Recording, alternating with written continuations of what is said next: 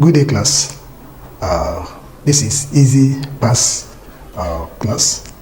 I want to actually appreciate you for the time pass, and I will enjoy you to like and subscribe to this YouTube channel and also share this video with friends. Today we will be looking at the topic cell and its environment. Cell and its environment. To have a very clear understanding of this topic, I want us to put down some major words, which are environment, diffusion, osmosis, plasmolysis, crenation, flaccidity, turgidity, and hemolysis. Now, the last time we met on the topic cell, we were able to define what cell is, and we said cell is the basic structural and functional unit of life. There is no life aside the life of cell. No matter how big or small an organism could be, it is still the life of cell that such organism is living. Now, every cell has an environment, and the environment is of two types, as we mentioned in the last class. We have the internal environment of the cell and the external environment of the cell. Internal environment of the cell and the external environment of the cell. So in the course of this class, we shall be looking at cell and its relationship with its environment. What is environment? In ecology, environment is defined as the total surrounding of an organism. Everything surrounding an organism is referred to as environment. So the cell itself has surrounding. The surrounding of the cell has a lot to say about the cell.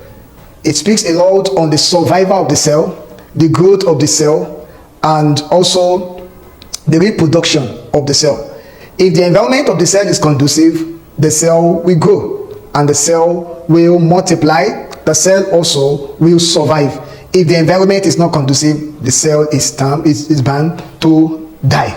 Now, the environment of the cell is actually, the external environment of the cell per se now is majorly of three types. We have hypertonic environment, as we have here.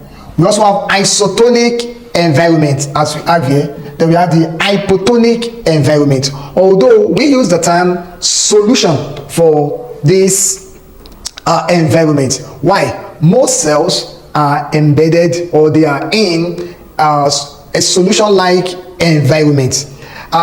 When we talk about hypertonic, hyper means high, hypo in science means low, and the word iso generally in science means same. So wherever you find the word hyper in science is actually talking about something high. Why the word hypo means low, then the word iso means equilibrium or the same. So the word tonic is actually from the word concentration. So that's why sometimes solution is defined by its tonicity, that is the concentration of the solution. So hypertonic solution actually means solution with high concentration of solute. Hypotonic solution is a solution with low concentration of solute, while isotonic solution, most time it will be solutions for isotonic, because you are comparing two solutions together. When we have isotonic solution, you are talking about two solutions that are having same concentration. So the environment of a cell could be hypertonic, could be isotonic, could be hypotonic. Now, what is this hyper, iso, and hypotonic solution comparing with? It is being compared with the internal environment of the cell.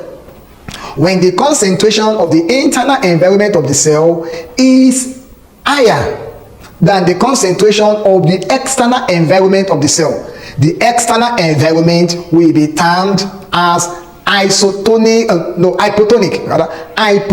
environment.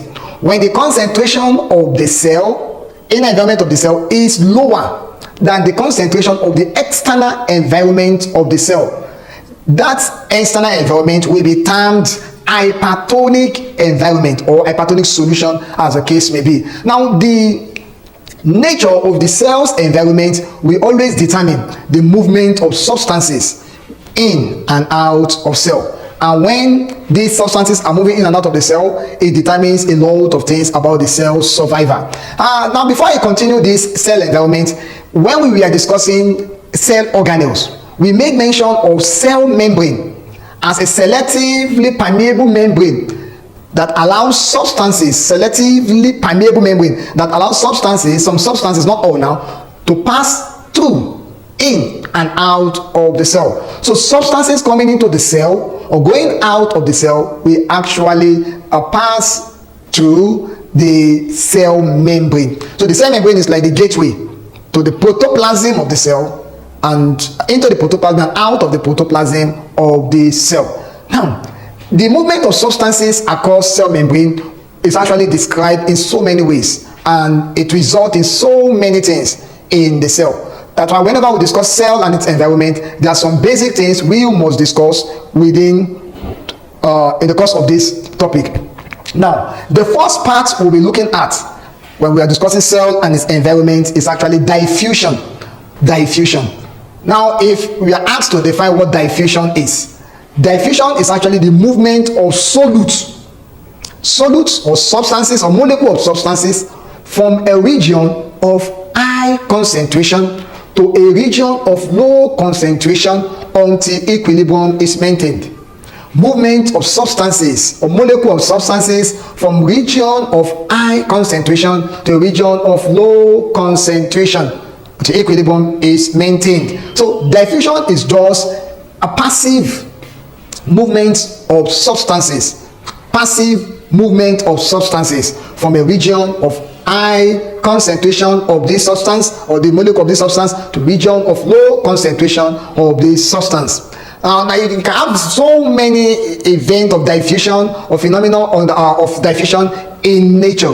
When you drop a dye in water, the dye gradually dissolve in water, moving randomly until the whole of the water is actually colored by the dye. Such phenomenon is known as diffusion. Or when a dead rat oozes out a smell, a foul smell or odor, until the whole environment is saturated by that odor, it is actually referred to as diffusion of substances, or diffusion as the case may be. So diffusion is a passive transport of substance, and diffusion is actually used in different parts of the body, used by different organs, just to take in material and to also release material. That's diffusion. Don't forget for definition of diffusion, it is the movement of substances or molecule of substances from a region of high concentration to the region of low concentration until equilibrium is maintained. Until equilibrium is maintained. That's the first one. The second one that we are going to look at, which is actually very, very important to cell, it is osmosis. Osmosis, as it is on the board. Osmosis. Osmosis on its own is actually the movement of water or water molecule. Movement of water molecule. Please take note of that. When it comes to osmosis, we are talking about the movement of water molecule from a region of high concentration movement of water molecule from a region of higher water potential to a region of lower water potential through a semi-permeable membrane until equilibrium is maintained. Now, I will come over that definition again for better understanding. It is the movement of water molecule from a region of higher water potential to a region of lower water potential to a semi-permeable membrane until equilibrium is maintained. Now, the word higher water potential is actually another word that can be used for hypotonic solution.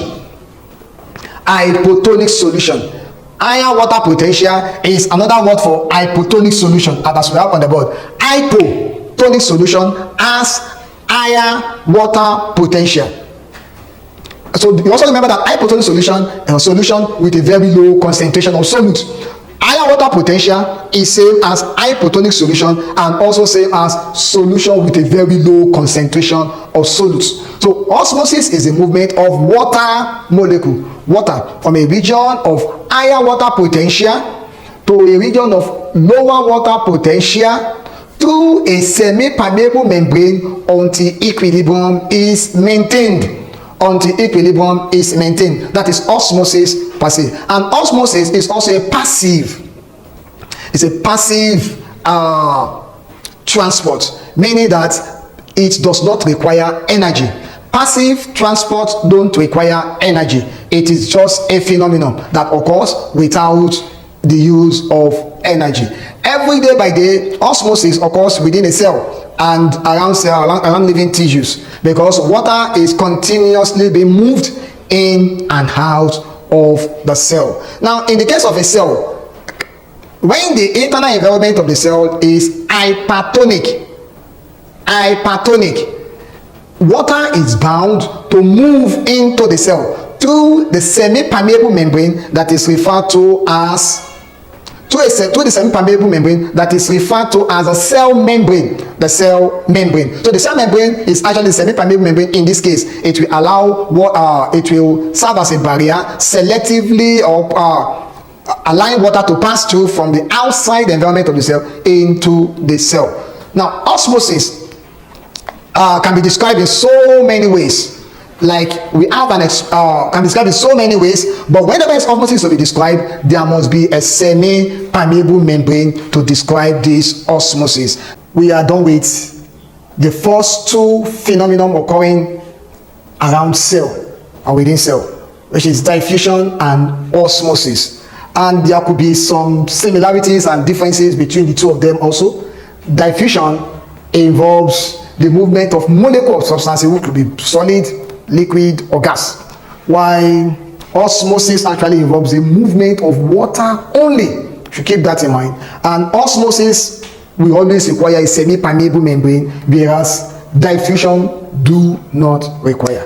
To continue the class, which is likely going to be the next class, we'll be looking at simple experiments to describe osmosis. Simple experiment to describe osmosis in living tissue. That will be in the next part of the video. Thank you.